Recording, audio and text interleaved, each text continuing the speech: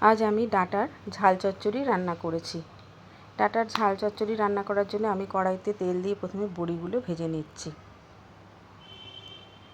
বড়িগুলো ভাজা হয়ে গেছে, এবার আমি সেগুলো তুলে রাখছি।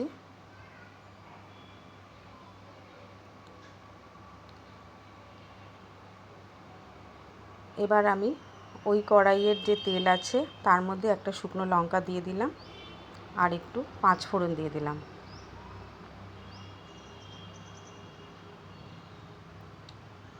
তার মধ্যে এবার আমি কেটে রাখা কুমড়োগুলো দিয়ে দিচ্ছি।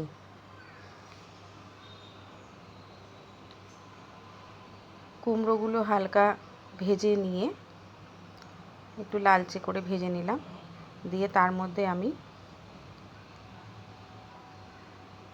রাঙালু কেটে রেখেছিলাম সেগুলো দিয়ে দিলাম। আপনারা ইচ্ছা করলে সাধারণ আলুও দিতে পারেন।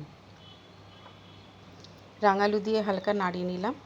এবার এর মধ্যে আমি একটু আদা বাটা দিয়ে দিচ্ছি। আদা বাটাটা দিয়ে নাড়িয়ে নিচ্ছি, নিয়ে পরিমাণ মতন লবণ দিয়ে দিলাম।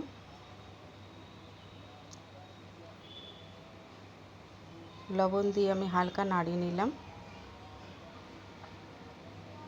এবার একে একে মশলাগুলো দেবো। আমি হলুদ গুঁড়ো দিলাম,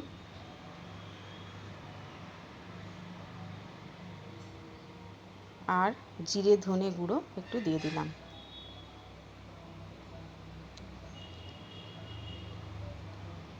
এবার আমি এর মধ্যে ডাঁটা শাকগুলো দিয়ে দিলাম। ডাঁটা শাকগুলো দিয়ে একটু নাড়াচাড়া করে আমি এটা একটু চাপা দিয়ে রাখবো।